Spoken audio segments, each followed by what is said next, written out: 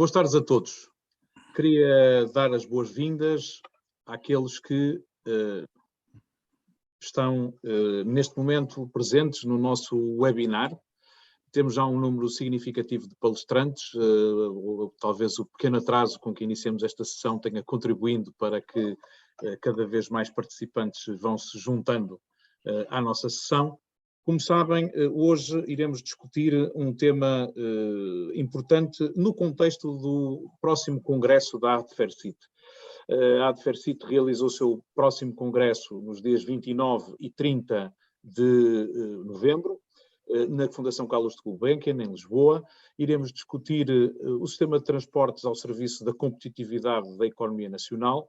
Uma parte muito significativa daquilo que se coloca do ponto de vista dos desafios para a economia portuguesa dependem cada vez mais da possibilidade de nos integrarmos na economia global e de acedermos a mercados maiores do que o nosso mercado interno. É esse o caminho que Portugal tem vindo a fazer nos últimos anos. Tivemos um crescimento muito significativo das nossas exportações de bens e serviços. Ainda em 2015, as nossas exportações de bens e serviços eram cerca de 35% em valor do nosso produto interno bruto. Neste momento estão cerca de 49% do produto interno bruto. Estamos numa economia mais exportadora, digamos assim. Ao mesmo tempo também a capacidade de atrair investimento direto estrangeiro tem crescido na direta proporção daquilo que tem sido a recomposição das cadeias de valor globais, que tem levado a uma relocalização de atividade produtiva e de engenharia em centros mais próximos dos pontos de consumo, e nós temos a vantagem de nos integrarmos num dos maiores mercados do mundo, que é precisamente o da União Europeia. Este movimento de internacionalização e de integração na economia global precisa, obviamente, de excelentes ligações ao resto do mundo. Nesta nova economia, pessoas, mercadorias, dados precisam de circular de forma cada vez mais eficiente e, nesse sentido, os sistemas de transporte de elevado desempenho e com grande nível de confiança são indispensáveis para a melhor produtividade da nossa economia e a atratividade do nosso país e do nosso território como local de localização de atividades económicas. Nesse sentido, o nosso webinar de hoje vai focar-se numa componente essencial deste percurso que o país tem que fazer, que tem a ver com as ligações à Europa. Ligações de passageiros, mas também e sobretudo de mercadorias. Nós estamos num contexto em que o país sempre viveu nesta dicotomia entre a integração no continente europeu e a ligação atlântica e ao resto do mundo. Neste momento vamos procurar, nos próximos anos, conciliar esta dupla vocação. Mas as ligações à Europa são absolutamente indispensáveis nesse contexto. Para discutirmos este tema com todos os intervenientes, convidamos dois palestrantes que dispensam apresentações. António Ramalho, que já desempenhou múltiplas funções ao longo da sua vida em diversos setores de atividade, no setor financeiro, mas também no setor das infraestruturas, e que ao longo dos anos tem refletido e contribuído para a formulação de políticas públicas nos setores dos transportes, das infraestruturas, e que nos tem habituado a ser um pensador nestas matérias. E o professor José Manuel Viegas, cuja presença e ao longo dos tempos também nas discussões que no nosso país temos dedicado às questões dos transportes e das infraestruturas, também é suficientemente conhecida. Pedimos aos dois que nos pudessem dar uma contribuição inicial para a discussão que vamos ter sobre este tema em concreto. Devo dizer que quando pensamos em encontrar uma forma de dinamizar o mais possível a nossa discussão com participações informadas, também quisemos que a discussão fosse dinâmica. E eu devo dizer que os nossos dois convidados de hoje são das pessoas que conheço que melhor sabem discutir, debater, interpelar e fazer-nos pensar de forma mais esclarecida. E é por isso, com muito prazer, que agora passo a palavra, por ordem alfabética, primeiro ao António Ramalho e depois ao José Manuel Viegas, para nos darem as suas considerações e as suas reflexões iniciais para a discussão que depois estará aberta a todos os participantes. Eu, aliás, vou sugerindo, por uma razão de disciplina, que eventuais inscrições, ou melhor dizendo, até questões que queiram colocar, possam ir sendo formuladas no nosso chat, e depois então teremos a possibilidade de ir, num segundo momento da nossa discussão, poder, lendo e participando dos comentários e questões que sejam suscitadas, para também colocarmos aos nossos participantes. Sem mais delongas, António Ramalho, o ecrã é seu. Pedro César Vieira, muitíssimo obrigado por estas palavras simpáticas e sobretudo pela introdução. José Manuel Viegas, um grande abraço. É uma reaparição pública que eu faço exatamente no quadro da Adversity, e faço com muito prazer, por ser uma espécie de warm-up para um congresso um congresso, como todos os congressos da Adversity, muito debatidos sobre todas as questões que invocam a mobilidade e invocam, digamos assim, essa mobilidade também do ponto de vista do campo internacional. Eu vou tentar dar umas primeiras ideias um bocadinho pessoais, porque acho que depois os movimentos vão permitir, digamos assim, falarmos sobre outras realidades, mas dar 2 ou 3 sequências àquilo que o Pedro César Vieira disse, que é para mim evidente. De facto, Portugal tem-se vindo a transformar progressivamente num país absolutamente mais exportador, até exportador de bens e serviços. Curiosamente, os dois exigem mobilidades distintas, mas mobilidades particularmente relevantes, porque não nos podemos esquecer que os serviços são, sobretudo, serviços que nós fazemos pela venda do nosso território e das nossas qualidades territoriais, e esses fazem-se através de serviços de turismo que obrigam, digamos assim, a mobilidades de pessoas. Mas, basicamente, o que eu acho é que isso representa, digamos assim, um centro básico daquilo que eram as exigências que focavam o país, quando o país, vendo-se confrontado com um conjunto de desequilíbrios, só tinha quase a via das exportações, ou a via, digamos assim, do comércio externo, como uma forma de se abrir ao exterior e, dessa forma, recuperar boa parte das suas capacidades que, entretanto, tinha perdido pelo seu excesso de endividamento. Não é que os assuntos sejam resolvidos, obviamente, numa década, mas têm vindo a ser resolvidos progressivamente, e estamos longe do tempo em que ansiávamos por ter 42% ou 43% de investimento de exportações sobre o PIB, quando vamos atingir os 50%, até muito mais cedo do que aquilo que esperávamos. Eu lembro-me que ainda se falava em 2027 como target line para esse objetivo. É claro que a pandemia, a destruição de boa parte das cadeias de valor e a guerra da Ucrânia em si vem criar um novo modelo de globalização, ou um modelo de macro-regionalização que obviamente beneficia territórios onde as estruturas de consumo estão mais perto das estruturas de produção. Isso significa obviamente encurtar, digamos assim, o espaço entre a produção e o consumo na Europa, o que é um benefício natural para Portugal dentro deste quadro, porque estamos exatamente num dos centros consumidores mais poderosos, se não o mais poderoso do mundo. Do ponto de vista daquilo que é o desafio, é como é que as estruturas de mobilidade podem ou não podem suportar, digamos assim, esta realidade. E aquilo que nós vamos ver nos próximos anos vai ser um enorme debate sobre se as estruturas de mobilidade têm uma função disruptiva ou uma função evolutiva sobre aquela que é a realidade presente que nós conhecemos.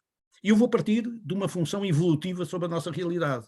E para isso dizer determinadas coisas que são particularmente significativas.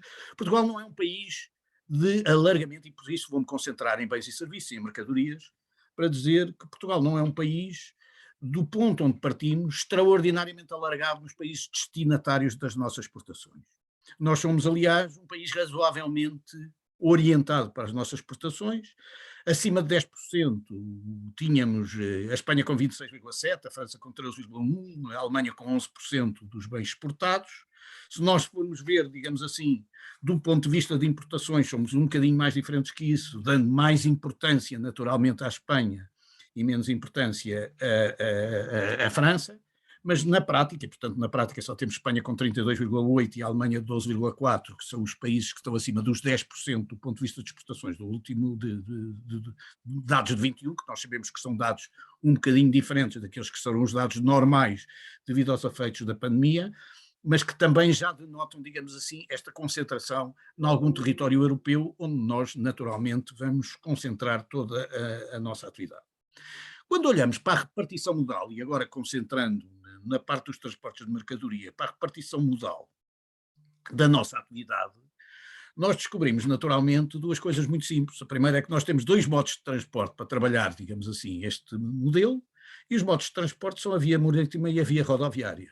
Para efeitos da repartição modal dos transportes de mercadoria, a via marítima representa 51,5%, e a via rodoviária 43,2%, isto para efeitos de exportações. Naturalmente, se nós virmos depois isto também com os transportes internos, teremos alguma mais importância da ferrovia, que representa cerca de 14% no último ano, em relação à totalidade dos transportes, mas a verdade é que nós, na prática, exportamos ou por via rodoviária ou por via marítima. E a via ferroviária não tem qualquer importância neste contexto, representa menos de 0,5%. E se nós fizermos isto do lado das importações, o mesmo se verifica, 58,1% para a via marítima, 35,9% para a via ferroviária e 35,9% para a via rodoviária e 0,1% para a via ferroviária, e tudo isto demonstrando, digamos assim, um modelo que está estabilizado neste sentido. Se nós quisermos, portanto, seguir um modelo de evolução natural daquilo que nós temos, o que nós temos é duas apostas para fazer, que é uma aposta, digamos assim, na otimização das estruturas, ainda que negativas do ponto de vista rodoviário, e das estruturas que nós tínhamos do ponto de vista marítimo. E, portanto, eu iria começar por este desafio à Adfercit, que tem como sua origem uma reflexão mais profunda sobre o modo ferroviário, a relativa não importância que o modo ferroviário tem, e que nós sabemos que tem, mas também tem, não só pelas inflexibilidades do próprio modelo, mas porque há um elemento central do ponto de vista da alocação direta sobre o modelo de Interland mais desenvolvido. E isso vê-se sobretudo pelas taxas de cobertura que os movimentos têm do ponto de vista de atividade da repartição modal. E por aqui me vou ficar, Pedro, nesta primeira intervenção. É quando nós olhamos para a repartição modal, que no fundo tem muito a ver com a eficiência económica do modelo, porquanto os contentores não andam ou não devem andar vazios, ou os caminhões não andam ou não devem andar vazios, ou os comboios não devem andar vazios e os barcos não devem andar vazios, porque sempre que estão vazios são um custo particularmente relevante no modelo.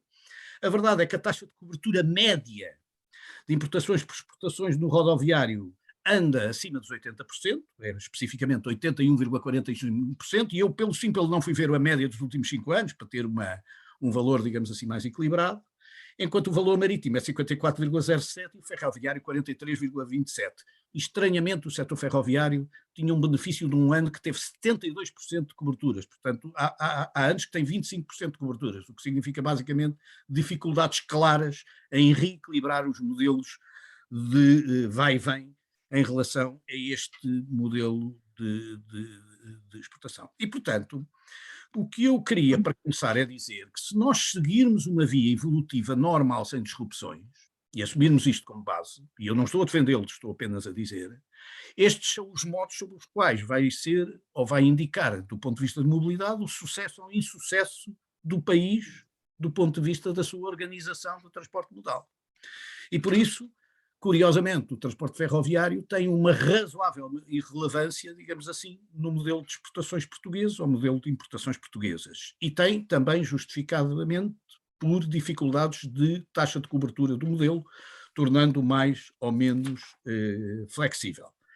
É claro que esta talvez não seja a solução do futuro, porque vai obrigar a novas disrupções, mas essa é a situação atual e eu não queria não queria começar este debate sem partir do ponto onde nós estamos, porque é sobre este ponto que nós devemos definir aquilo que são os objetivos estruturais. Isto é, qualquer investimento que façamos, e depois vamos falar sobre a capacidade financeira ou não financeira de fazer investimentos, qualquer financiamento que fazemos, temos que saber quanto é que vamos transportar em mercadorias por esse investimento realizado, ou qual vai ser o valor adicional de mercadorias transportadas.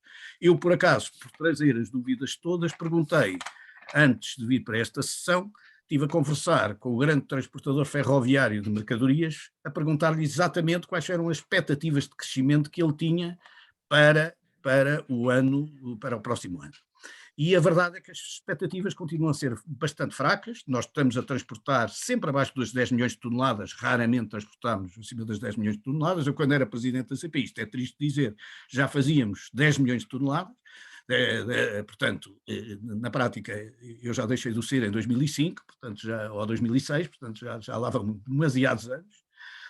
E, pura e simplesmente, quando nós vimos aquilo que... Também é verdade que temos agora uma redução do transporte ferroviário por causa da redução do carvão, que nós sabemos que representava qualquer coisa como 18% a 20% daquilo que se transportava em Portugal, mas a verdade é que a expectativa do nosso operador ferroviário é passar de 7.500 toneladas, 7 milhões e 500 mil toneladas este ano para 7 milhões e 800 mil toneladas no próximo ano.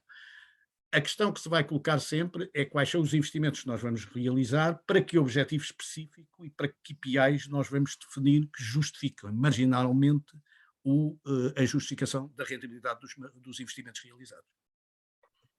E para começar, é uma boa perspectiva que deve deixar muita gente aí a pensar e com vontade de fazer muitas questões. José Manuel Viegas, quais são os pensamentos provocatórios iniciais? Eu vou começar num plano diferente e que tem a ver com questões que têm a ver com a competitividade da economia portuguesa e os seus fatores internos. E estou convencido que, para que Portugal possa aumentar a sua produtividade e a sua capacidade de responder de forma mais, digamos, arrojada aos desafios das exportações de bens e serviços, é fundamental, como se costuma dizer, cozer bem o território. E nós temos o potencial de criar uma grande área metropolitana, Braga-Setúbal, tirando partido do investimento que está previsto com a alta velocidade ferroviária. Se quiserem, é de longe aquilo que me parece ser o projeto ferroviário que se tem falado com maior potencial de contributo para a economia do país em geral e para a sua competitividade. Porquê? Porque vamos ser capazes, espero eu, de tirar partido da diversidade de setores económicos que temos ao longo deste território, da concentração de população. Nesta faixa temos qualquer coisa como 8 milhões de habitantes, no total de 10, temos de longe as regiões com maior sofisticação e, portanto, esta é para mim uma questão fundamental. É uma coisa conhecida das pessoas que estudam a competitividade dos territórios, que uma área metropolitana deve ter um diâmetro temporal que não passe de 2 horas e meia. E nós, com as velocidades, com os tempos de percurso que estão anunciados entre Lisboa e Porto, não é muito difícil de imaginar que se possa fazer o Braga-Setúbal em 2 horas e um quarto no máximo. Portanto, este é uma boa métrica de tempo de viagem para poder cozer isto. Temos que ter várias estações ao longo do caminho, embora cada comboio depois só pare 1 ou 2 vezes. Mas como tem que haver muitos comboios por dia, é possível ter entre Braga e Setúbal 7 ou 8 estações que possam ir sendo servindo de forma, eu diria, pontuada por aí. Depois, uma questão fundamental é que isto não é só para alimentar a economia doméstica, é também para ligar para o exterior. E isto tem que estar ligado, e é outro ponto fundamental que eu queria trazer. Parece-me que se temos alguma vantagem, ou se podemos ter alguma vantagem com o atraso, quer do projeto da alta velocidade ferroviária, quer do aeroporto de Lisboa, é que é indispensável, eu diria que é imperdoável, se isso não for feito, que a linha de alta velocidade tem que passar no aeroporto de Sá Carneiro, já está previsto lá passe, mas tem que passar em serviço direto no aeroporto de Lisboa. Seja ele no Campo Tiro de Alcochete, seja ele naquela localização. A linha de alta velocidade já tem passado mais ou menos apontado para até Leiria, a norte de Leiria. De Leiria para sul, o traçado que está previsto é um traçado que faz de conta que não há novo aeroporto. Não é possível. É inaceitável. E é possível, com relativa facilidade, encontrar traçados que permitem de Leiria ir até ao Campo Tiro de Alcochete, atravessando o Tejo, algures, ali na zona de Samora Correia ou coisa parecida com isso. Se for para Santarém, o traçado é um bocadinho mais complicado porque tem que atravessar a Serra do Serra dos Candeeiros, mas já apalpei esse território com 2 ou 3 colegas e penso que não é nada de impossível. E a partir de Santarém também defendo que ele deve ir para a margem esquerda, mais acima ou mais abaixo, se calhar também com uma travessia nessa zona de Samora Correia, ou talvez um pouco mais acima, e entrar em Lisboa pela margem esquerda, aproveitando a ponte que vai ser feita, ponte ferroviária, a caminho de Madrid. Este trajeto é cerca de 10 km mais curto do que pelo lado da margem direita e não tem os problemas complicadíssimos que estão previstos entre o carregado em Lisboa, que são ou expropriações caríssimas ou túneis muito compridos. Aqui, eventualmente, será preciso, e não tenho a certeza que seja preciso fazer um túnel de mais do que 2 km na travessia da Serra dos Candeeiros, se for a localização de Santarém, se for a de Alcochete, não é preciso. Portanto, do ponto de vista, eu subscrevo tudo o que o António Ramalho disse, mas do ponto de vista de preparar o território para, portanto, estou mais na via disruptiva, não na evolutiva, mas na disruptiva, é mudar a maneira como o nosso território se organiza através dessa linha de alta velocidade e da sua plena integração com os 2 aeroportos internacionais que temos neste eixo de Braga-Setúbal. Os países mais avançados da Europa já perceberam há muito tempo que fazer ramais para os aeroportos é uma coisa que funciona mal. Os grandes aeroportos têm que estar metidos em plena linha, numa das grandes linhas nacionais. No nosso caso, temos esta grande linha, indubitavelmente a maior, temos que fazer alinhar as duas coisas. Isto é fundamental. E se fizermos estas duas coisas, que é a alta velocidade entre Braga e Setúbal, não só entre Lisboa e Porto, mas chegar a Braga e chegar a Setúbal, e fazer isso em ligação com o aeroporto, temos condições para olhar para o mercado internacional com uma economia mais robusta. E a seguir, quando falarmos com Madrid, já estamos a falar não com a área metropolitana de Lisboa, mas com toda esta área metropolitana de 8 milhões, que podem falar olhos nos olhos com os cerca de 5 milhões e meio que tem a área metropolitana de Madrid. Portanto, temos outras condições para ir lá. Só um pequeno ponto adicional, a linha de alta velocidade que está prevista para Madrid será de boa velocidade para as mercadorias. Para os passageiros é uma linha muito pouco competitiva. Com as soluções que estão neste momento anunciadas, não é possível fazer menos de 5 horas e meia de Lisboa até Madrid, que é mais ou menos o tempo que se faz de carro. E com o carro, a gente vai à hora que quer, provavelmente não será mais caro do que com o comboio, e se forem 2 ou 3 pessoas, muito mais. E temos os aviões que fazem isto, já contando com os tempos de aeroportos, em qualquer coisa como 2 horas e meia, 3 horas. Portanto, é uma ligação que é bom que esteja a ser feita em bitola ibérica para distribuir as mercadorias. Tenho pena que tenhamos sido pouco ousados do lado da velocidade do lado português, e a Espanha respondeu da mesma medida. Portanto, o Lisboa-Madrid, que poderia ter sido feito em 2 horas e 45, vai ser feito no dobro do tempo. Se calhar daqui a 20 anos será feita de uma solução melhor, a solução que temos neste momento é esta. Acaba por não ser mau, do ponto de vista da competitividade entre Portugal e Espanha, porque Portugal primeiro arruma a casa, com o seu eixo Braga-Setúbal, e depois de ter isso bem cozido, então pode ter uma ligação ferroviária de passageiros a Madrid que permita uma melhor integração entre as duas economias. E, portanto, para não ficar com gastar mais tempo, ficava por aqui, agora vamos ao ping-pong, não é?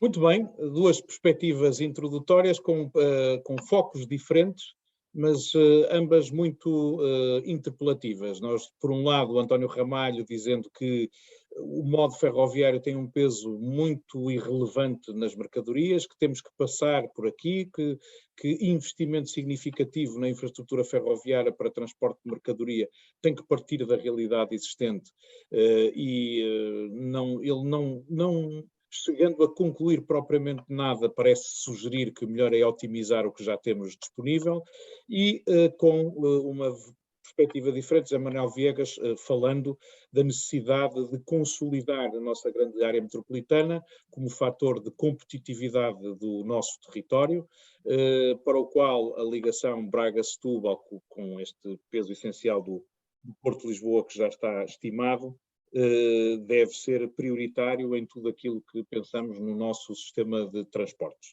Eu acho que são 2 bons tópicos. Pedro, deixe-me só dizer mais uma coisa, desculpe. Em relação às mercadorias por caminho de ferro, ouve-se muitas vezes dizer que temos que exportar para o centro da Europa, etc, etc. Não podemos esquecer aquilo que é o efetivo bloqueio de canais horários que a França faz. E, portanto, nós não podemos ter, enquanto a França não mudar de política relativamente à permeabilidade da sua rede ferroviária, acho que podemos ter boas exportações ferroviárias até Espanha, mas para lá dos Pirineus tenho as maiores dúvidas que vale a pena fazer investimentos significativos para potenciar essa capacidade, enquanto não virmos da França sinais de maior abertura, de maior permeabilidade da sua rede. É, aliás, uma tendência da França, é bloquear de maneira genérica todo o tipo de interconexões com a Península Ibérica para... Não é só com a Península Ibérica, deixa-me dizer isto, eu há 20 anos fui consultor do presidente da SNCF para as questões ferroviárias, okay? Para as questões europeias. E estive em reuniões onde a alta direção da empresa dizia que não podemos abrir o nosso território à travessia de comboios entre os malandros dos espanhóis e os malandros dos alemães. Com palavras um bocadinho mais fortes do que malandros, mas eu não vou dizer aqui. Pronto. Mas, portanto, não era só a Península Ibérica, era a travessia da França, de um lado para o outro.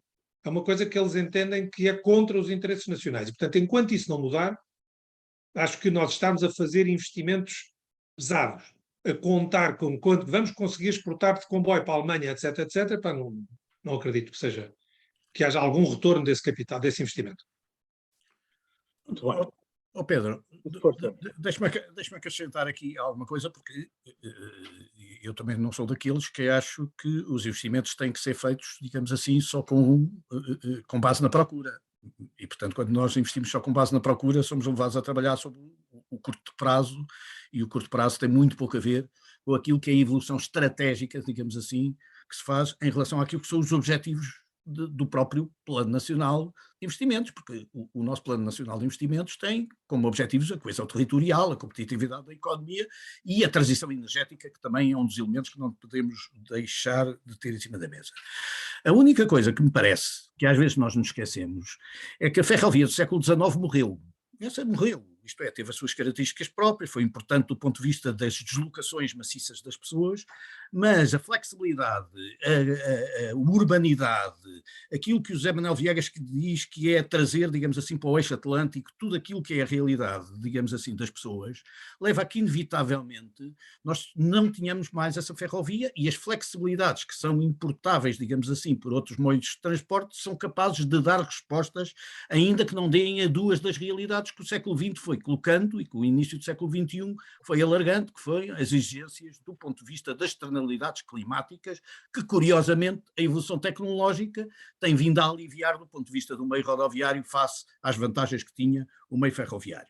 Mas, curiosamente, o meio ferroviário, na minha opinião, tem grandes vantagens do ponto de vista do próprio transporte e, curiosamente, poderá ter ganho ainda maior importância com a destruição dos modelos de cadeia de valor e, sobretudo, o elevado custo da contentorização.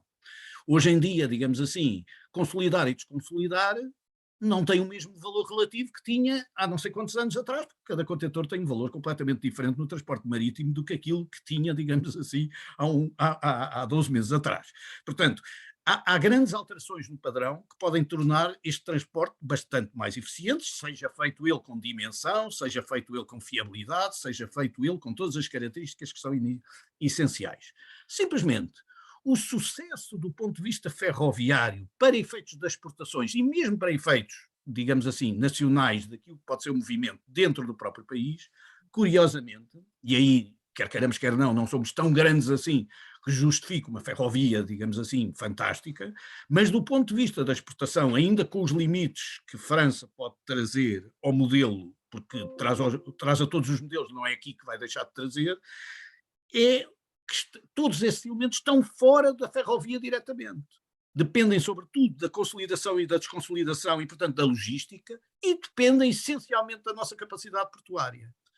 Eu acho que a grande questão é que a integração entre o modelo portuário, o modelo estamos a falar em mercadorias, o modelo portuário, um modelo de desenvolvimento estrutural do ponto de vista da ferrovia que existe, e a capacidade de entrarmos em modelos fiáveis pela Europa através da ferrovia vai obrigar a ter um outro sistema logístico de suporte que nomeadamente permita a consolidação ou desconsolidação. Eu não consigo conceber as dificuldades de nós termos uma plataforma logística consistente, por exemplo, à saída de Portugal. Isto é, nós não temos uma plataforma logística ou na Guarda que faça beira baixa, beira alta, ou temos feito plataformas logísticas razoavelmente dependentes de cada um dos operadores, e muito pouco conjugadas, digamos assim, para soluções que possam consolidar ou desconsolidar as diversas origens dos portos portugueses. Porque quando nós falamos que o problema depois são bitolas e transbordos, etc., com o devido respeito, não há ninguém que esteja no mercado marítimo, que é o mercado mais representativo do transporte de mercadorias, que não saiba que o transbordo é uma inevitabilidade. Aliás, grande parte do negócio é transbordo. Portanto, não é esse que é o problema específico. O problema específico é que ter os espaços razoáveis para que se possa valorizar, ser competitivo em preço e, portanto, com uma infraestrutura que é de si é pesada, obriga a investimentos significativos, seja servida ou tenha grandes benefícios para aquilo que podem ser as integrações de valor acrescentado que possam ser realizadas neste processo. E por isso é que eu faço muito este princípio, que é o sucesso da ferrovia de transporte de mercadorias não passa apenas pelos corredores que possamos fazer para o exterior, que são importantes naturalmente, ter um corredor sul e um corredor norte. Tenho dúvidas que o corredor norte não exista já, isto depois de melhorada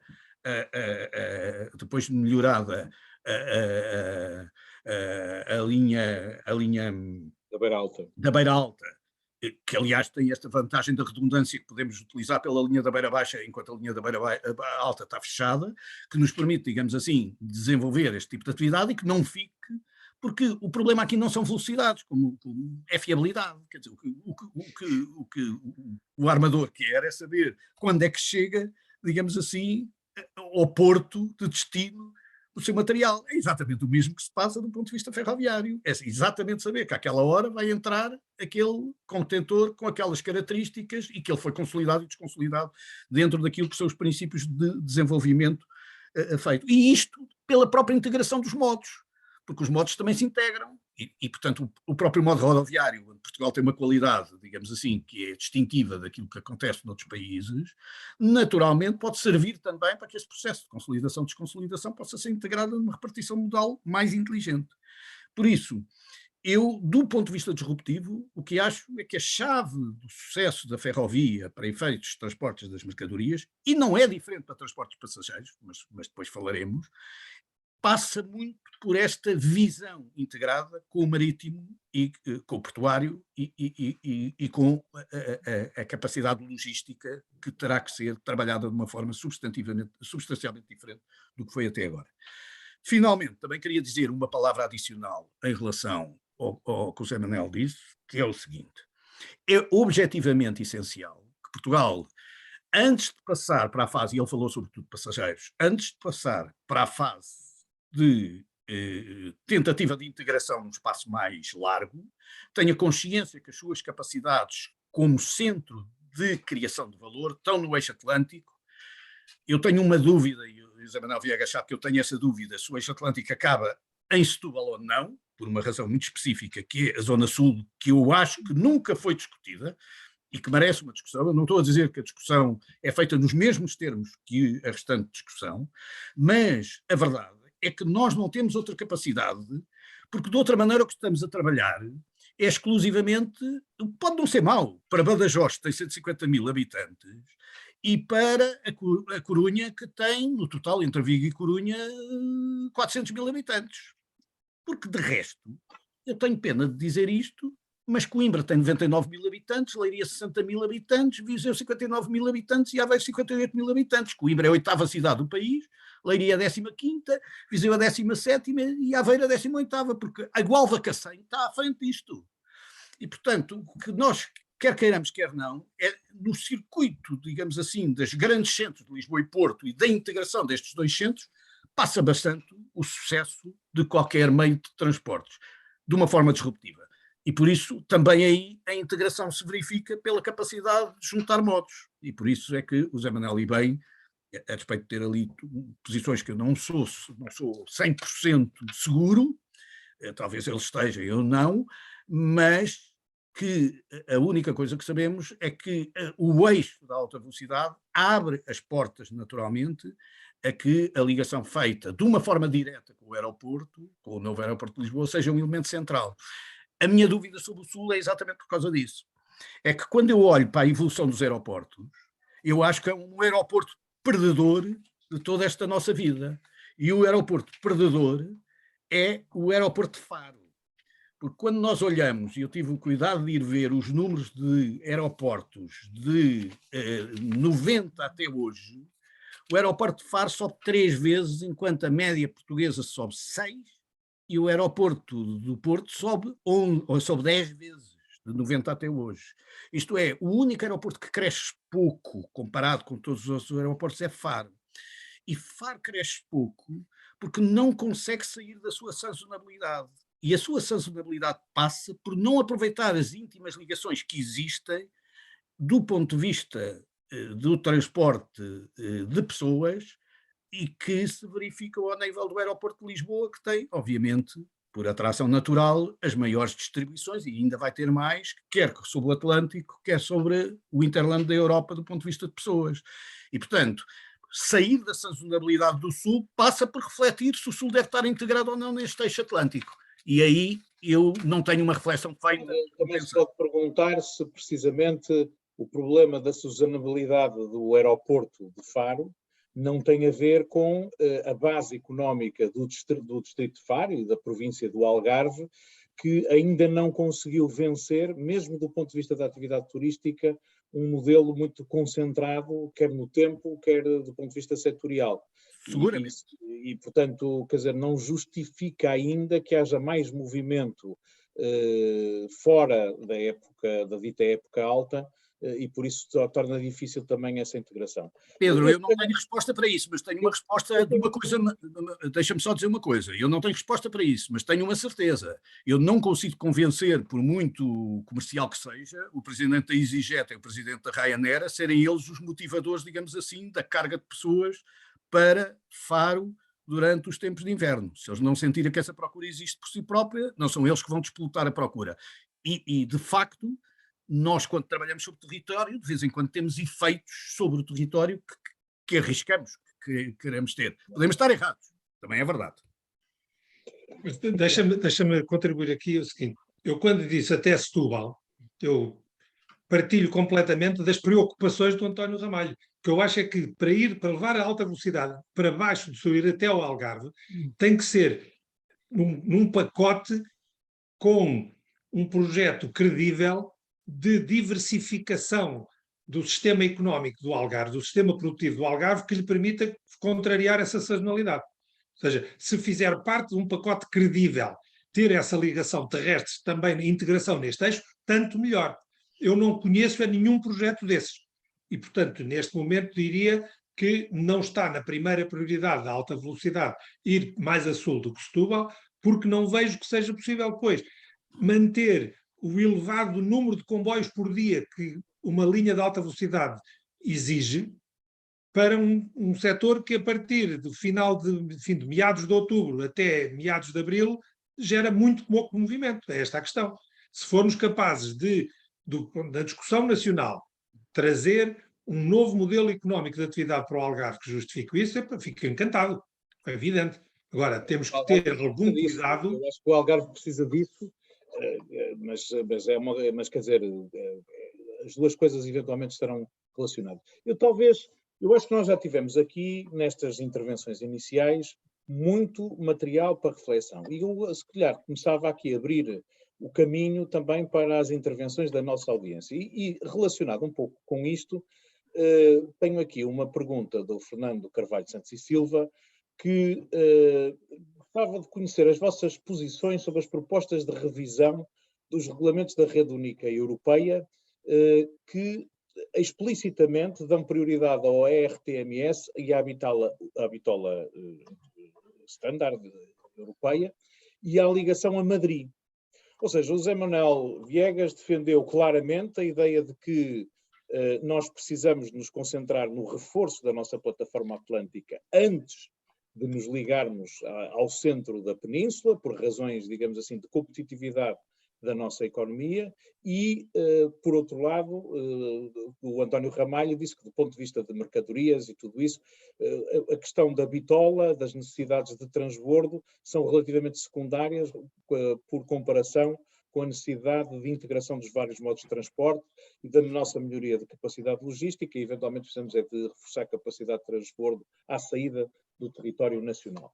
Mas chamam-nos aqui a atenção para esta visão europeia que contraria um pouco aquilo que os nossos oradores têm estado a falar. Portanto, eu se calhar pedia-vos que respondessem a esta dúvida ou esta questão, ou esta chamada de atenção que nos fazem da audiência.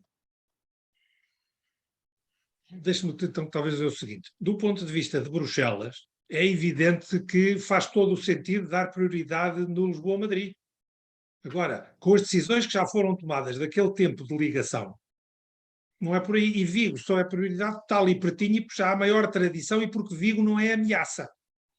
Portanto, do ponto de vista da estratégia nacional, temos que fazer isso. Eu, em relação a estas coisas da Comissão, diria, muito bem, vamos discutir, mas então comecemos por discutir a permeabilidade da França. Sem o qual não vale a pena estar a dizer que temos que nos ligar ao resto da Europa.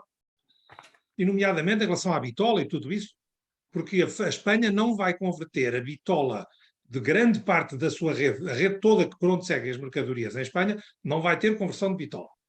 Portanto, nós, para a irrigação ibérica de mercadorias, fazemos muito bem manter também a nossa bitola como está.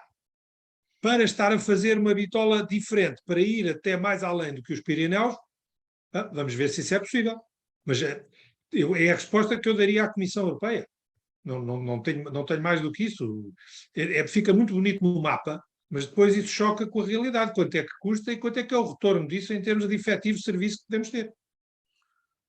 E como dizia o António, já só concluir, como dizia o António, todos os operadores ferroviários de mercadoria sabem, não é por causa do custo do transbordo na fronteira dos Pirineus que não há mais comboios de mercadorias para o lado de lá. Tem a ver precisamente com os canais e com a dificuldade de garantir um serviço fiável. Muito bem, António. Pedro, eu acho que a pergunta é excelente, mas, no fundo, apenas detecta aquilo que é a divergência natural que existe entre as soluções bottom-up e as soluções top-down. A solução bottom-up, que é a nossa, que temos que operar, é que nós não temos nenhuma entrada em Espanha, nem vamos ter tão cedo, nem vamos ter na programação espanhola nenhuma entrada em bitola europeia. Portanto, estar a discutir a bitola europeia é só uma canseira. Portanto, nós encontramos esta discussão, nós temos às vezes mitos aí, quer dizer, a bitola é para mim um bocadinho uma discussão semelhante à do aeroporto de Lisboa, só que o aeroporto de Lisboa nós precisamos dele e a bitola não precisamos porque os espanhóis não nos dão essa oportunidade sequer de precisarmos. Se precisássemos, teríamos tido uma discussão muitíssimo interessante sobre isso. E, portanto, temos-nos estado a adaptar da melhor forma, através do sistema de travessas, para estarmos, digamos assim, mais bem preparados para uma mudança possível, mas não é, digamos assim, passível de pensar que países como Portugal e Espanha, com as suas características próprias, vão fazer um investimento da sua parte bottom para aquilo que são os desejos da Europa. Agora, que a Europa tenha um desejo top-down, ter uma rede de circulação ferroviária única, com regras únicas, com sistemas de segurança únicos, com sistemas de organização únicos, eu acho que a Europa devia ter tido isso há muitos anos atrás, mas então ela que venha que pague. E pague bem, até é normal que ela tenha fundos atribuídos para que quisesse criar essa rede. A verdade é que nunca conseguiu passar por cima dos diversos operadores e dos diversos interesses de cada país, de que a França é o grande exemplo. Mas não é só. Eu perguntei a um operador específico que está neste momento a caminhar por França qual é a solução que ele encontrou para poder andar para a França. Ele disse, arranjei um sócio francês. Portanto, deixa-me dizer que não é muito diferente daquilo que se passa noutros países de geografias menos sofisticadas. Portanto, a verdade específica é esta. Não há, neste momento, uma discussão de bitola como não pode haver uma discussão de bitola neste momento. Pode vir a haver, mas neste momento não há. Ponto 1. Ponto 2. Lamento imenso que a Europa tenha uma visão, às vezes idílica, de que consegue criar um sistema que seja interoperável de uma forma real, quer seja nos sistemas de segurança, quer seja nos sistemas de comunicação, quer seja nos sistemas de energia, quer seja em tudo o que está subjacente a este processo, mas que nunca tenha, digamos assim, imposto o valor do financiamento. Desculpa, isto vive de incentivos. Se o incentivo não existe. E, portanto, a pergunta que se deve fazer... Fraca capacidade orçamental. E tem uma outra coisa que tem fraca capacidade política, isto é, e só como moderador vou-me dar o luxo de poder intervir. A União Europeia, se tivesse capacidade orçamental própria, e se tivesse sobretudo a capacidade de, na forma como distribui fundos para projetos transeuropeus, dizer isto é feito sob minha responsabilidade e não entregando aos Estados-membros, fazer a sua parte de redes transeuropeias, talvez a Europa conseguisse ter andado mais depressa na integração das infraestruturas do mercado único. Agora eu recordo sempre aquela ideia das interligações, das interconexões energéticas e do gasoduto sobre os Pirineus. Quer dizer, mesmo com financiamento europeu, a execução é deixada aos Estados-membros e basta a França não querer que não se faz. Claro. Não vale a pena gostar nos acordos a que o projeto do gasoduto nos Pirineus tinha morrido em 2019, enterrado pelos franceses e já agora também pelos espanhóis. Portanto, esse ponto que o António faz, para mim, parece-me muito claro, e enquanto não tivermos uma União Europeia com mais capacidade política e capacidade orçamental, vamos estar sempre a trabalhar dentro daquilo que são os constrangimentos dos interesses nacionais dos Estados-membros, e já agora, Portugal também não deve deixar de ter essa perspectiva relativamente aos seus próprios interesses nacionais, no espaço comum em que nos integramos. Claro. Eu tenho aqui uma outra questão que já agora também tem a ver com uma perspectiva que vocês já abordaram, que é, se de facto o que nós precisamos é de capacidade logística e o que precisamos é de integração entre modos de transporte, um dos pontos fundamentais, como o António, aliás, também salientou, é mesmo o sistema portuário e a sua interligação ao resto. E tenho aqui uma questão específica colocada pelo José Monteiro Limão, que aproveito para cumprimentar, a propósito de o que é que os portos precisam, mais investimento, o que é que vocês pensam para lhes dar mais competitividade e já agora melhorar essa integração com os outros modos de transporte. Não sei por quem começo, mas quem for talvez, não sei se José Manuel Viegas quer contribuir, porque já agora tentar equilibrar um pouco os tempos entre os dois oradores. Não estou com o relógio de xadrez, não estou preocupado com isso. Eu estou. É assim, os nossos portos têm tido algum desenvolvimento, mas eu sinto que também aí tem havido alguma falta de capacidade top-down, de que temos todos os portos a tentar fazer um bocadinho de tudo. E falta depois, precisamente por causa disso, porque estão a fazer um bocadinho de tudo, a capacidade de uma articulação eficiente com a ferrovia é menor. Porque a articulação com a ferrovia exige, para ser eficiente, exige especialização tecnológica e de equipas. E se quisermos uma equipa que tanto pode fazer granéis sólidos, como rolos de papel, como contentores, de certeza que não vai ser muito eficiente. E o equipamento, com certeza que não dá. E não conseguimos ter a desmultiplicação de todos os equipamentos em todos os portos. Portanto, se quisermos fazer as coisas competitivas nos portos, desta ligação entre o caminho de ferro e os portos, temos que dizer, a ligação, o porto pode fazer aquilo que quiser, não devia, mas se calhar pode, pronto. Agora, para o que é para transportar por ferrovia, este tipo de mercadorias entra por este porto, aquele tipo de mercadorias entra por aquele porto, um ou dois, mas não todos, percebem? Portanto, há aqui uma necessidade de especialização, sem a qual não atingimos a escala necessária para conseguir atingir níveis de eficiência, eu repito, quer dos equipamentos, quer das equipes. O que é um bom começo de resposta para esta questão que nos é colocada. Ou seja, para os portos serem mais eficientes, antes de pensarmos em investimentos e em outras coisas, se calhar pensar numa especialização que lhes dê escala e que permita depois ganhar vocação específica para a interligação com o modo ferroviário.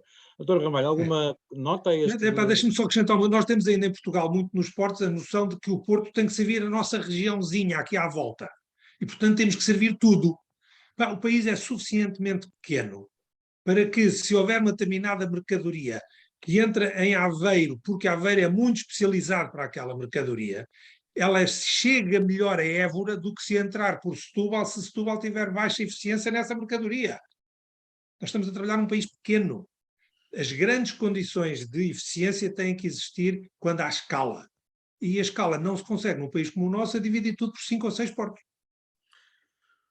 António Carvalho. Pedro, eu só juntaria duas coisas. Primeiro, acho que há um problema de governação, mas eu não tenho soluções para isso, tinha que pensar. Mas parece-me que há um problema de governação, que na prática é aquilo que o José Manuel Viegas está a dizer, que tem que haver uma integração lógica e racional disto.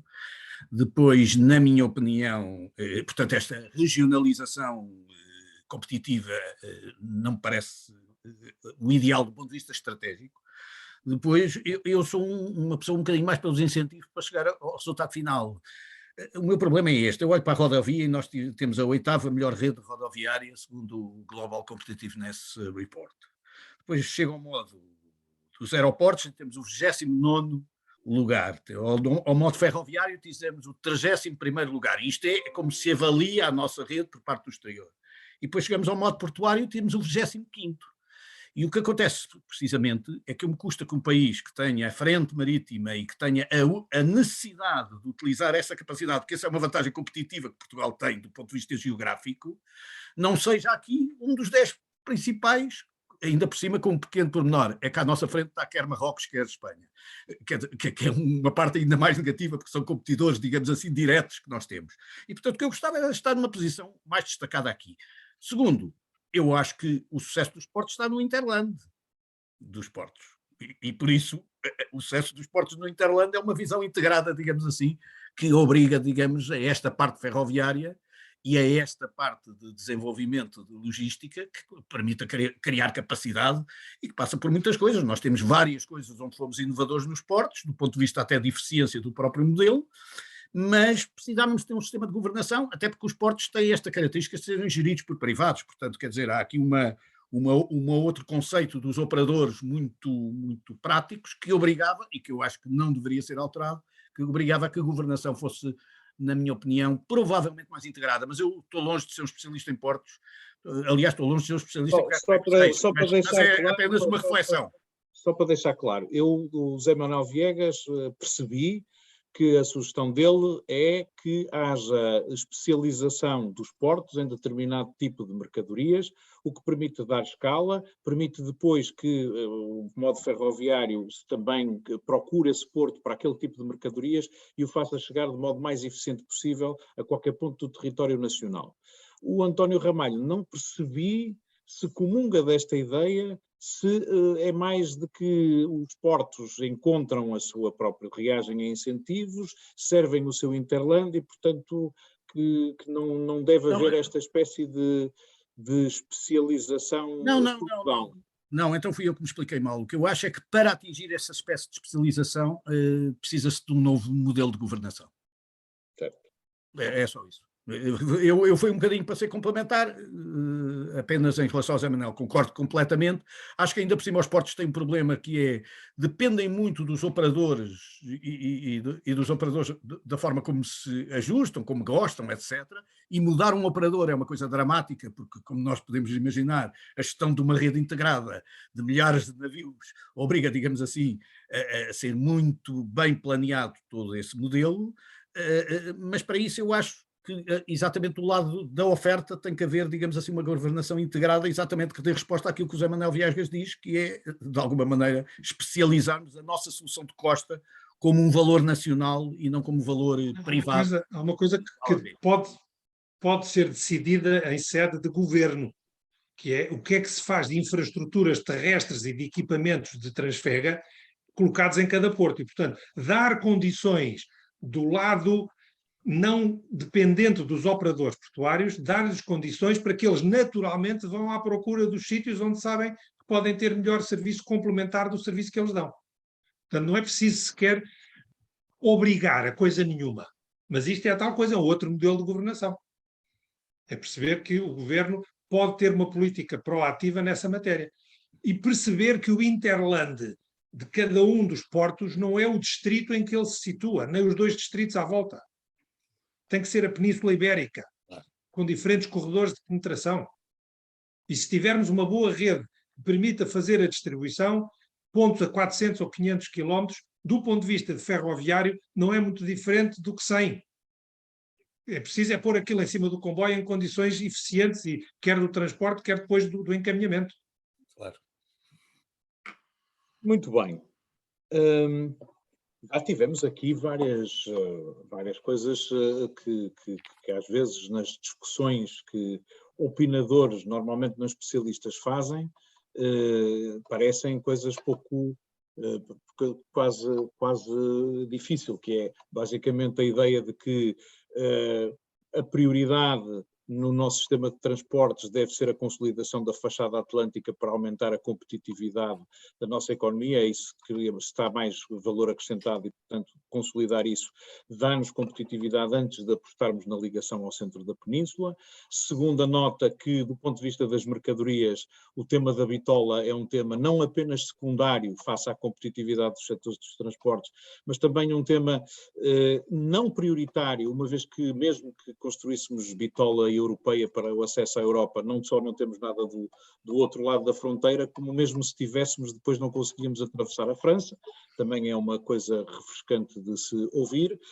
A ideia de que a competitividade dos nossos portos, se calhar nesta altura, passa menos por investimentos internos aos portos e mais por modelo de governação e procura de ganho de escala na movimentação de determinado tipo de cargas para conseguir ganhar votação.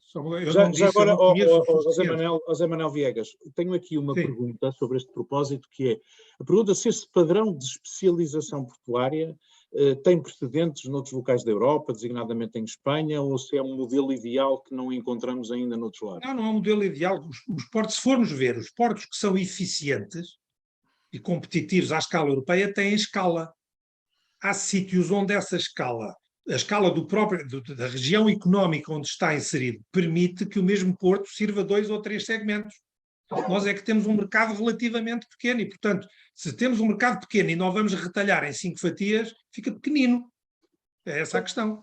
O Porto de Roterdão ou o Porto de Antuérpia podem ter múltiplos segmentos, mas estão a servir uma área económica gigantesca.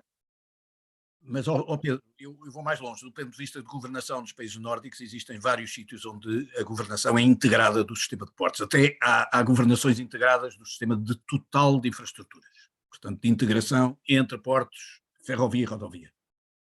Há um caso desses. Eu não estou a dizer que é bem sucedido, porque também não o segui atentamente, mas de todas as maneiras a dizer que há sistemas de governação existentes.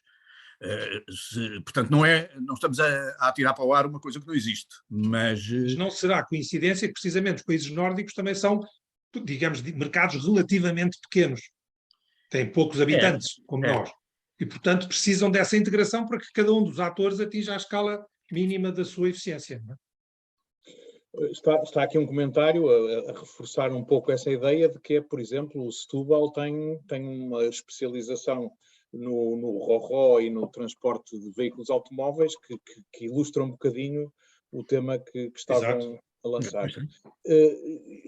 Aqui uma questão curiosa também, já que estamos aqui a avançarmos decididamente contra algumas das vacas sagradas das discussões sobre sistemas de transportes, eu já agora pergunto-vos um pouco sobre a questão de aeroporto, então reforço da capacidade aeroportuária em Lisboa. O que vocês já acentuaram é a necessidade de uma ligação entre o nosso um novo aeroporto, um aeroporto principal da região de Lisboa, a uma linha ferroviária que sirva aquela plataforma atlântica.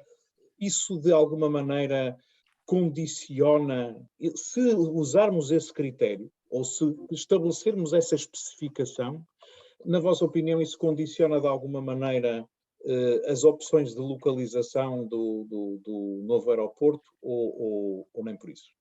Das localizações que têm sido apontadas, embora o novo grupo que vai ser formado tenha a possibilidade de aparecer com outras, mas se ficarmos naquelas que existem, temos o aeroporto na Portela, onde ele está, que em princípio estará bem ligado, ou razoavelmente ligado à Gare do Oriente, onde vai passar a linha de alta velocidade.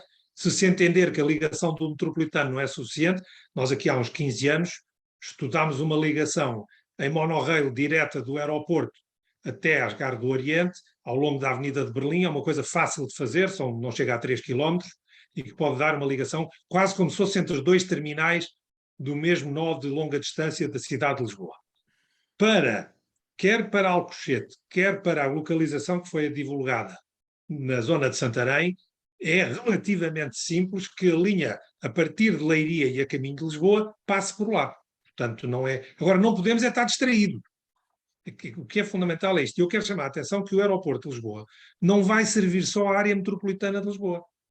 Ele vai ter um papel muito importante para servir Leiria, para servir Santarém, para servir Coimbra.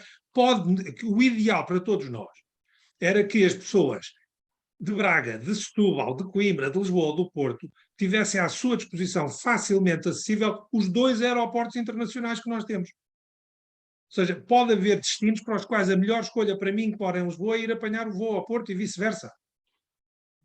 E as pessoas de Coimbra que estão, algures aqui no meio, por distância iriam para o Porto, por frequênncia de voos iriam a Lisboa, num caso irão a um, no outro caso irão a outro. O que é importante é pôr estes 8 milhões de pessoas a terem uma excelente acessibilidade, não só doméstica, mas também internacional. Não vejo nenhuma dificuldade em que a linha de alta velocidade passe em Santarém ou Alcochete. Exceto se disser, não, o projeto da alta velocidade já está feito na IP, portanto não lhe podemos mexer. Espero que não seja isso.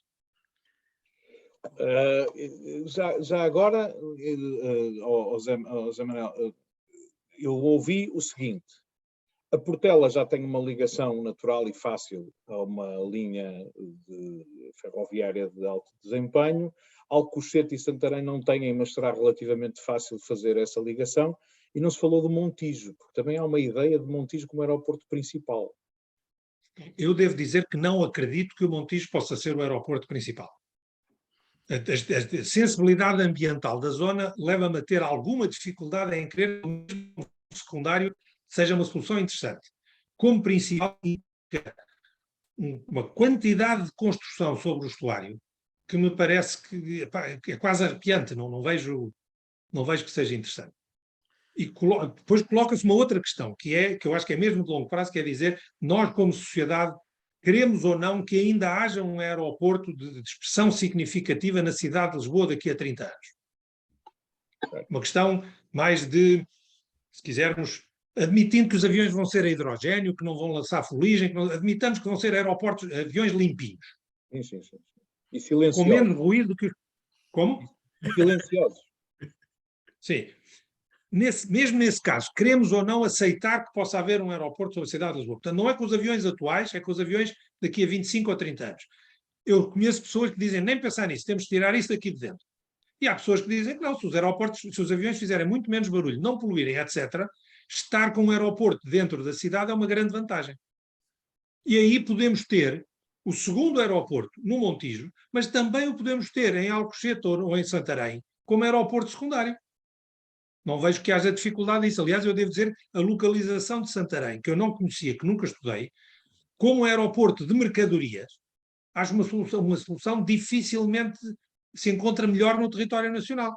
Porque ele está em cima da A1 e da ferroviária atual muito próximo, tem a A23 de um lado, tem a A15 e a A8 do outro.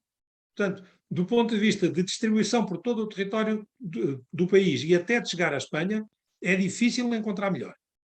E pode acontecer que a solução venha a ser ou Santarém sozinho, ou Alcochete sozinho, ou, particularmente, se admitirmos que Lisboa é uma solução interessante. Aliás, foi assim que apareceu, quando vinha nos jornais, o projeto de Santarém, como aeroporto secundário, que eu diria pode ser ali, se a Amazon anda à procura de um aeroporto na Península Ibérica para fazer uma grande distribuição, pode ser ali. Estão a ver? Montijo, tenho muitas dúvidas em ver mais do que um papel residual e quase, eu diria, intercalar. Pessoalmente, não estudei o assunto a fundo, mas do que estudei, já não foi pouco, tenho grandes dificuldades em ver o Montijo, por exemplo, a poder receber qualquer coisa como 20 milhões de passageiros por ano. Está claro. Sublinho aquilo que agora disse e que já tinha dito na intervenção inicial.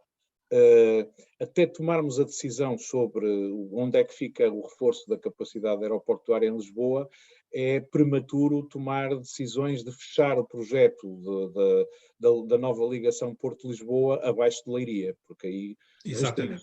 Mas a linha neste momento está aparentemente em construção até Soure. O traçado até Leiria está estabilizado.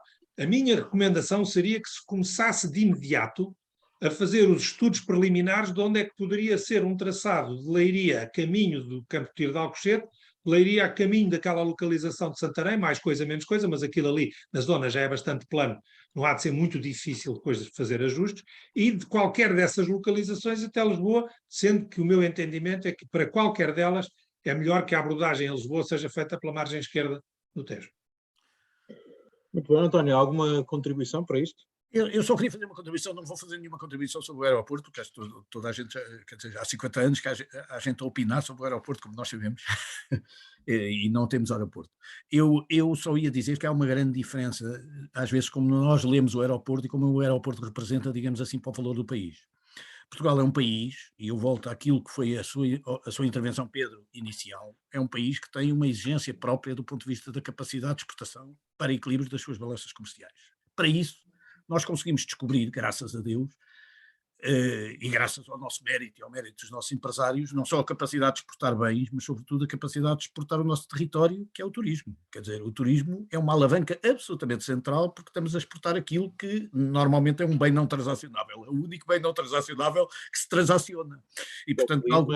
condições de segurança. Clima, as condições de segurança. Território, vender o território. É exportar o território. E, portanto, quando nós olhamos para o aeroporto, normalmente olhamos de uma forma egoísta sobre os nossos movimentos aeroportuários. E temos que pensar que os movimentos aeroportuários devem ser centrados hoje em dia sobre aquilo que são as estratégias de captura turística, quer captura turística do Atlântico, quer captura turística da África, quer captura turística da Europa, sabendo ainda por cima que nós não representamos nada do ponto de vista de evolução. Eu sei que 2020 não é 2021 não é um ano significativo, mas 2021, para todos os efeitos, nós recebemos 9,6 milhões de turistas e tivemos a exportação de 1 milhão de turistas. Portanto, nós como turistas posteriores somos irrelevantes para a história, não é? O que temos é, e chegámos já em 19, como sabemos, a ter 24,6 milhões de turistas, digamos assim, a viajar. Então, já agora, para ilustrar, sem perder o fio à meada, em 19, receita turística, ou seja, aquilo que os não residentes gastam em Portugal, foram 18 mil milhões de euros. Importações turísticas, ou seja, aquilo que os portugueses gastam no exterior, foram 4 mil milhões de euros. Portanto, a balança de turismo é largamente excedentária, claro, e é um contributo essencial para o equilíbrio da nossa balança comercial. Exatamente, e por isso mesmo é que eu acho que agora a nossa leitura tem que ser feita, sabendo nós ainda por cima que Lisboa vai sempre representar um hub, porque enquanto estas regras aeroportuárias funcionárias, estas regras de viagem, nós temos algumas vantagens competitivas na viagem para o Atlântico, que permitem viajar com grandes vantagens que a TAP desenvolve de uma forma própria, como nós sabemos, e essa forma significa que podemos beneficiar dos stopovers, beneficiar, digamos assim, de vários movimentos turísticos que devem ser todos avaliados na centralidade do aeroporto. Isto passa pela ligação do aeroporto com a rede de alta velocidade, quer dizer, fica aqui claro que entre mim e o José Manuel Viegas não há nenhuma divergência. Aliás, é por isso que eu olho mais para sul do que Setúbal, exatamente porque acho que essa parcela do turismo pode até ter uma vantagem, digamos assim, acrescida, se nós conseguimos trazer de Lisboa essa capacidade de redistribuição que um aeroporto de outra dimensão poderia dar e que naturalmente o nosso aeroporto da Portela já não dá, isso é inevitável, não é? É só isso que eu digo, de resto não tenho uma ideia mais fácil. Eu tenho aqui uma nota do Crisóstomo Teixeira sobre a rede de alta velocidade, que tem que assegurar uma ligação a Lisboa e ao centro de Lisboa, sim, não é?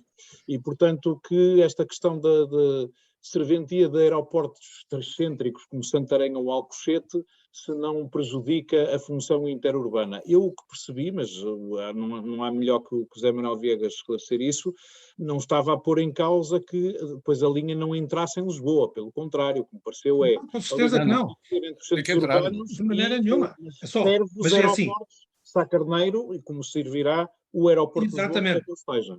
Mas não é com ramais para lá, que depois fica lá um dead end que não serve para nada. São só geradores de custos. Tem que ser em plena linha, na linha de maior movimento que vai haver em Portugal, e se vamos mantendo a linha do Norte, portanto haverá muita capacidade nessa linha para ter alguns comboios que vão só para o aeroporto, a partir de Lisboa, outros que vão do aeroporto para Norte e outros que vão de Lisboa para Norte, alguns pararão no aeroporto e outros não. Mas o aeroporto tem que ter um comboio de 20 em 20 minutos. Se conseguirmos... É como Amsterdão, o aeroporto de Amsterdão está como na Amsterdão, como principal linha. Frankfurt, como tu disse, passam lá, muitos comboios passam lá. A linha principal é lá e depois tem uma ligação ao centro da cidade, mas quer dizer... Mas exatamente, e tal como a de liga... Amsterdão também vai até ao centro, e como a de Frankfurt também vai até ao centro, aqui a de Lisboa também tem que ir até ao centro, isso está fora de questão. Agora, não podemos esquecermos e depois passar a 10 km do aeroporto, aí, para enganar-nos, esquecemos, não sei o que é isso. Isso é um disparate completo. Quer dizer, tiremos partido do facto destes dois projetos estarem a aparecer um bocadinho tarde, ou um bocadão, e ao menos façamos aqui uma coisa bem feita, que é juntá-los. Pronto. Pedro, eu queria acrescentar que, em relação a isto que o Crisóstomo disse, que tem toda a razão, há um ponto aqui fundamental que nós temos que pensar, é que nós queremos, digamos assim, uma operação de alta velocidade, que tem duas vantagens. Primeiro, liberta completamente a linha do norte para uma linha, digamos assim, que tem outro tipo de capacidade do ponto de vista urbano e tem outro tipo de capacidade do ponto de vista de mercadorias. E o grande problema da linha do norte é um problema de capacidade, não é um problema da sua qualidade, é de capacidade. Nós não conseguimos, quer dizer, cada alfa que passa lá são não sei quantos minutos de canal, são 20 minutos de canal que não há vida, quer dizer, são uma desgraça do ponto de vista da gestão da operação. Só quem viu uma gestão da operação na prática é que sabe o que é que representa, digamos assim, movimentos, características muito diferentes e de velocidades muito diferentes na mesma linha. Do ponto de vista, digamos assim, daquilo que é o grande desafio da alta velocidade para a conjugação disto, que no fundo é a consolidação de um grande território amplo de base atlântica, que o José Manuel Viegas, e muito bem aqui referiu, passa pelo sucesso de toda esta linha de alta velocidade do ponto de vista de captura de clientes. Nós estamos a falar neste momento de um Lisboa-Porto que deve andar na ordem dos 6 milhões entre intercidades e alfas. Os alfas ainda hoje não passam dos 2 milhões, julgo eu, de passageiros. Julgo eu, quer dizer, estou a tirar números, digamos, um bocadinho com a informação que tenho, que não é precisa, e nós vamos ter que trabalhar para uma ordem de grandeza na ordem dos 12 a 15 milhões de passageiros por ano para tornar, digamos assim, rentável e tornando rentável, torna operadores que trabalham, digamos assim, com cadências próprias que são essenciais para o uso do transporte. O grande problema aqui é gerir cadências. Isto é, a alta velocidade exige, de alguma maneira, a precisão das cadências do ponto de vista, digamos, da opção que tem, porque é isso que destrói completamente a competitividade do avião, que não consegue manter não só as pontualidades, mas também os modelos de cadência que a alta velocidade consegue. E é esse o sucesso da linha de alta velocidade. E, portanto, passar de 6 para 12 a 15 milhões passa naturalmente, no mínimo, por ter, digamos assim, centro a centro. Isso que fique claro, não é? Se não for centro-centro, nem vale a pena brincarmos, quer dizer, não é possível fazer alta velocidade para as centricidades. Não é? E passa necessariamente por não ficarmos no Porto de Soro, mas temos que continuar, porque senão voltamos ao congestionamento da linha do Norte. Não é? Sim, isso com certeza. Então, eu, aliás, considero, eu não quero entrar em divergência com a linha de alta velocidade que existe, porque acho que há algumas discussões que estão a ter lugar, que terão na sua altura. Eu considero que uma das grandes vantagens que deve ser refletida, e não tenho dados suficientes para refletir isto neste momento, é saber até que ponto é que o ganho da linha de alta velocidade não deve ser em parte subsidiado pela libertação da capacidade que, quer do ponto de vista da utilização dos comboios urbanos da zona de Lisboa, quer do ponto de vista da capacidade de libertação da linha do Norte para efeitos de mercadorias, vai permitir do ponto de vista de criação de riqueza. Porque, na prática, esses é que são os dois grandes óbices ao desenvolvimento, digamos, de um mecanismo na base da linha do Norte. E, portanto, eu acho que a linha do Norte vai ter a sua importância acrescida e o facto de haver uma linha alternativa de alta velocidade vai permitir potenciar muito a linha do Norte. Muito bem. Eu, então, se calhar agora passava para um outro tópico que já foi aflorado nas vossas intervenções anteriores e que, a propósito de uma questão que perpassa em muitos dos comentários que estou a ver aqui na caixa de comentários, e que tem a ver com o seguinte: nós temos o ponto de partida do António Ramalho era... Mais próximo do microfone, senão ouve-se mal. Perdão. O ponto de partida do António Ramalho era a atual distribuição da repartição modal do transporte de mercadorias deixa o transporte ferroviário muito para trás. Mas a esperança que temos todos, se este movimento de reindustrialização de facto acontecer, se melhorarmos a nossa ligação do lado atlântico e fizermos a coisa, a nossa esperança mesmo é aumentarmos o movimento de mercadorias de e para o território nacional. E, portanto, a questão... Exatamente, E para para a a Espanha. Espanha, etc. E, portanto, a pergunta é, se aumentarmos a necessidade, digamos, a procura total de transporte de mercadorias, se isso muda um pouco a vossa perspectiva relativamente ao investimento no modo ferroviário, ou se, pelo contrário, os dados essenciais da questão não se colocam, desde logo porque temos a infraestrutura pouco intensamente utilizada, porque temos, se calhar, do ponto de vista rodoviário, também boas infraestruturas. Quer dizer, gostava de vos perguntar se num cenário de aumento da procura de transporte de mercadorias, as vossas premissas, as premissas essenciais do vosso raciocínio se alteram ou não, ou se justifica então começar a olhar para outro tipo de É investimento assim, na via ferroviária. do ponto de vista da capacidade para responder a esse aumento, para que haja esse aumento de procura, tem que haver melhor serviço. E esse melhor serviço é potenciado pela libertação de capacidade da linha do Norte com a construção da alta velocidade. Nas outras linhas, não há, que eu saiba, problemas de esgotamento de capacidade para levar mais comboios de mercadorias. Mas para que haja esse aumento de procura, além da libertação de capacidade, temos que ter outra coisa, que é o aumento da qualidade na integração, seja diretamente nos portos, seja, como dizia o António há bocadinho, nos centros de consolidação logística. Temos que, multimodais. Se formos capazes, portanto, no caminho de ferro, tanto quanto eu percebo, mais do que investimentos lineares ao longo das linhas, precisamos de investimentos nodais para conseguir que nos portos e em sítios poucos de integração haja muito boas condições para fazer essas consolidações. Agora, não pode ser também um em cada distrito, porque senão, mais uma vez, não temos escala. Pois. Pedro, só para acrescentar um bocadinho em relação àquilo que foi dito, eu acho que eu parto sempre do pressuposto que o financiamento é muito reduzido e que a capacidade de financiamento é sempre limitada. E eu acho que, aliás, o futuro vai demonstrar, porque vamos ter três elementos que, na minha opinião, vão reduzir as capacidades de financiamento autónomas dos Estados, quer queiramos, quer não. O primeiro é inevitável, é a secagem de liquidez e o custo que a secagem de liquidez vai ter e a mudança dos detentores da dívida pública, que neste momento são os bancos centrais e que se vão aliviar dela inegavelmente, digamos assim, com a limitação aos quantitative easings. Depois é o esforço e a inevitabilidade do financiamento que vai custar as alterações climáticas, os padrões de consumo e o mix energético, onde vamos ter uma prioridade específica, e finalmente uma questão tática que é, vamos ter a reconstrução da Ucrânia e vamos ter a frente leste a absorver boa parte, digamos assim, das capacidades de financiamento mutualizado que a própria comunidade, a própria União Europeia vai tendo. E nós não podemos pensar que, ao mesmo tempo que a União Europeia se vai endividando, cada um dos Estados pode continuar a endividar do ponto de vista, porque nós não somos mais do que a soma, digamos assim, dos Estados do ponto de vista de credibilidade financeira. Portanto, inevitavelmente, que vamos ter limitações no futuro maiores do que aquelas que aparentemente temos. E vai ser muito rápido chegarmos a esse ponto, rapidamente. Face a essas circunstâncias, eu acho que o problema é a inexistência ou a tentativa de inexistência de redundâncias modais. E, portanto, se nós já temos algumas vantagens competitivas do setor rodoviário e se acreditamos que a evolução tecnológica do setor rodoviário vai responder às exigências climáticas e às exigências de externalidade climática, quer com o self-driving, quer inclusivamente com a eletrização ou a hidrogenização de boa parte, digamos assim, dos movimentos, nomeadamente mercadorias, então há que conjugar isto desta forma com a rede que nós temos. Bom, poderá ter que ser feitas algumas pequenas alterações para poder trabalhar a 750 metros, para trabalhar, digamos assim, a tonelagem, mas isso são sempre intervenções pontuais que não alteram substantivamente o modelo.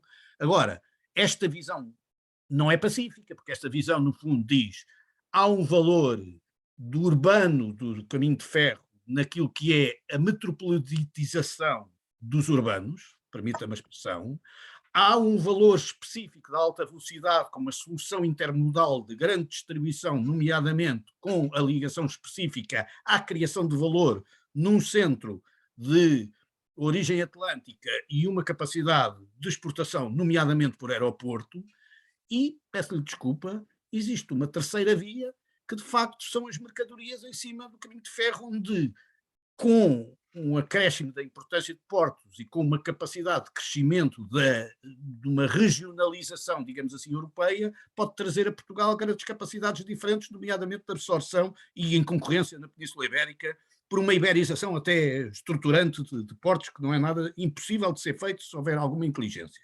Agora, isto significa, por exemplo, uma desvalorização da perspectiva do tráfego regional de passageiros, que naturalmente é mais bem servido por rodovias amigas do ambiente do que muito mais flexíveis, muito mais ajustados do que outra coisa. Ou, naturalmente, o last mile terá que ser feito, como sempre foi feito, pelo sistema rodoviário do ponto de vista de distribuição de mercadorias.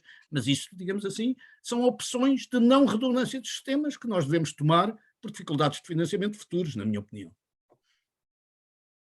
Muito bem. Então, sobre este aspecto, se eu bem percebo, a conclusão dos nossos palestrantes é um pouco esta, melhoria, ou melhor, o aumento da capacidade de transporte de mercadorias está mais dependente de melhoria de desempenho, o que passa mais por integração, por intervenções pontuais, do que propriamente por reforço da capacidade infraestrutural, não descurando que nós temos muita capacidade na infraestrutura rodoviária que pode ser utilizada, aliás, de modo compatível com os objetivos de combate às alterações climáticas, com os novos modelos de mobilidade que estamos a ter, incluindo os pesados, como os caminhões com pilha de hidrogênio, etc. Nós já levamos 1h30 de discussão, que para mim tem sido extraordinariamente interessante de seguir, e muito esclarecedora. Eu pergunto se do nosso público existe mais algum tópico, alguma questão que queiram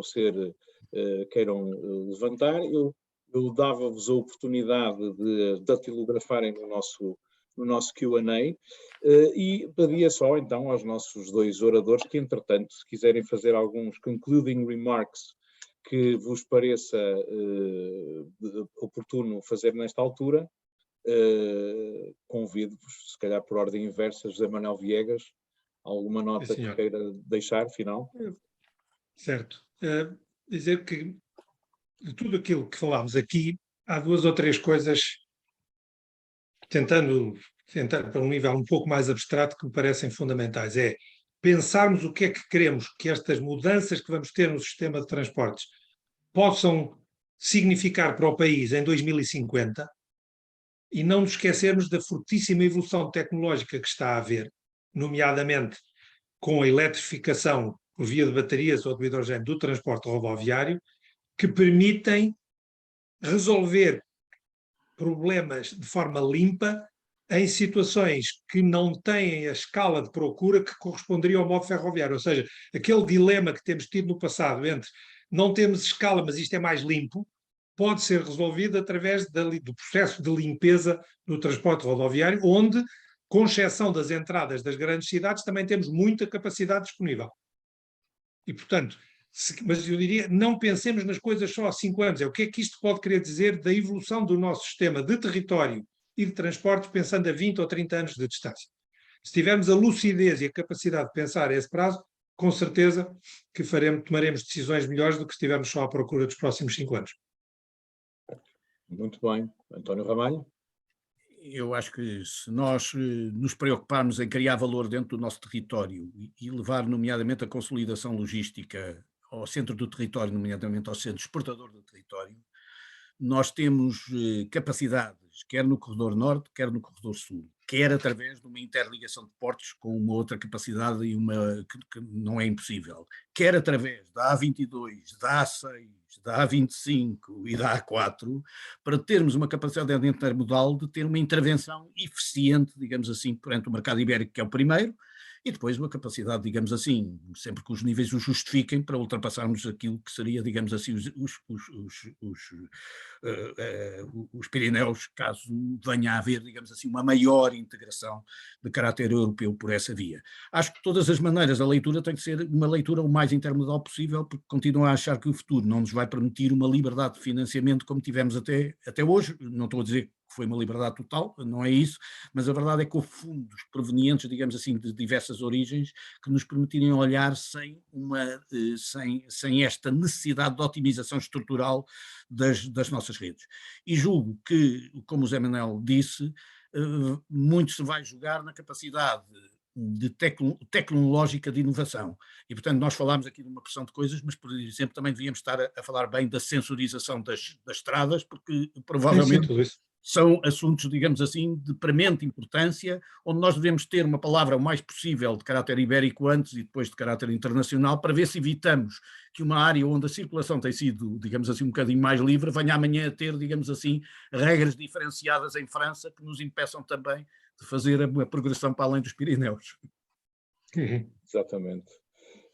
Muito bem, eu acho que estas notas finais, que são notas de mais largo fôlego e mais longo prazo, são importantes, e começar por elas para refletir sobre decisões que agora, ao fim e ao cabo, esta nossa geração e nestes novos tempos, nestes tempos próximos, vamos ter que tomar. Eu acho que foi uma sessão muito viva e esclarecedora. Espero que os nossos participantes remotos tenham tido tanto entusiasmo por acompanhar as vossas reflexões como eu próprio tive. Queria agradecer muito ao António Ramalho e ao José Manuel Viegas a forma como conseguiram, de modo muito vivo, pôr-nos a pensar, com muita informação que eu acho que foi bem estruturada e bem apresentada, e que constitui, acho eu, também um excelente aperitivo e uma abertura de apetite muito grande para o nosso congresso no final do mês. Queria, por isso, agradecer-vos muito. Queria agradecer também aos nossos participantes a forma como foram se mantendo aqui e contribuindo para a nossa discussão. Da minha parte, despeço-me também. Muito boas tardes a todos e até 29 de novembro na Fundação Carlos de Gulbenkian. Boas tardes. Muito obrigado, foi um prazer. Obrigado, Pedro. Obrigado.